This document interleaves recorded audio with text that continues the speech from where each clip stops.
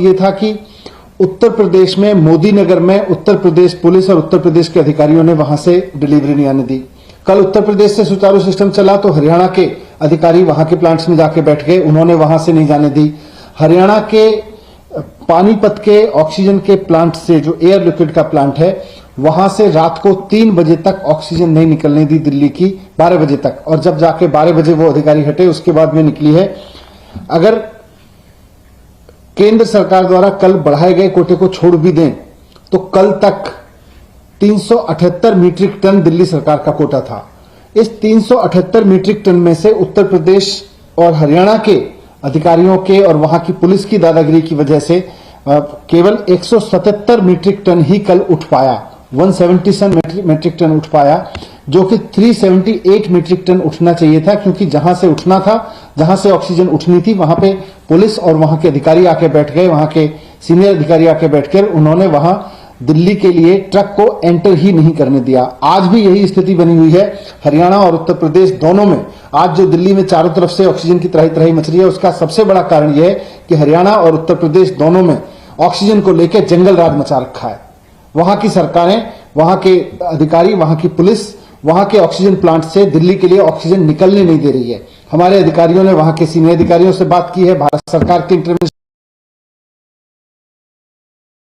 स्थिति नहीं बदल रही है। हमारे टैंकर्स बाहर खड़े हुए हैं, उनको अंदर नहीं जाने दिया जा रहा है। केवल हरियाणा के प्लांट में हरियाणा के टैंकर्स को अंदर जाने दिया जा रहा है।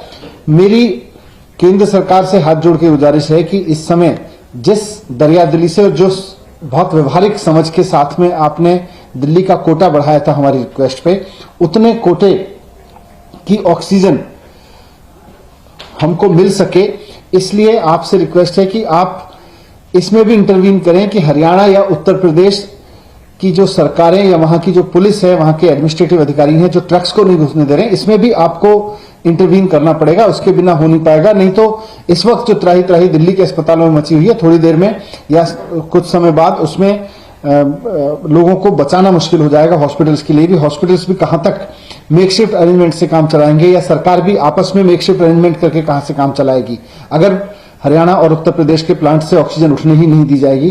तो ये मेरा रिक्वेस्ट है कुल मिला के आपसे।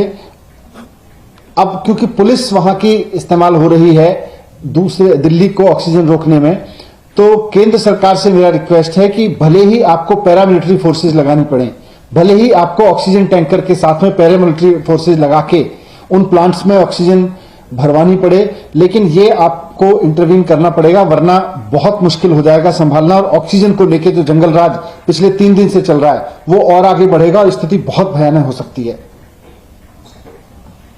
Thank you. तो देखिए यहां पर मनीष सिसोदिया कहते हुए कि जिन दूसरे राज्यों से ऑक्सीजन आ रही है वहां पर लोकल पुलिस या लोकल प्रशासन ऑक्सीजन नहीं आने दे रही है। दिल्ली, यूपी और हरियाणा की सरकार ऑक्सीजन नहीं आने दे रही है और अब केंद्र सरकार को पैरामिलिट्री फोर्सेस लगाकर ये ऑक्सीजन भिजवानी पड़ेगी, वरना दिल्ली में त्राही त्राही मच सकती है।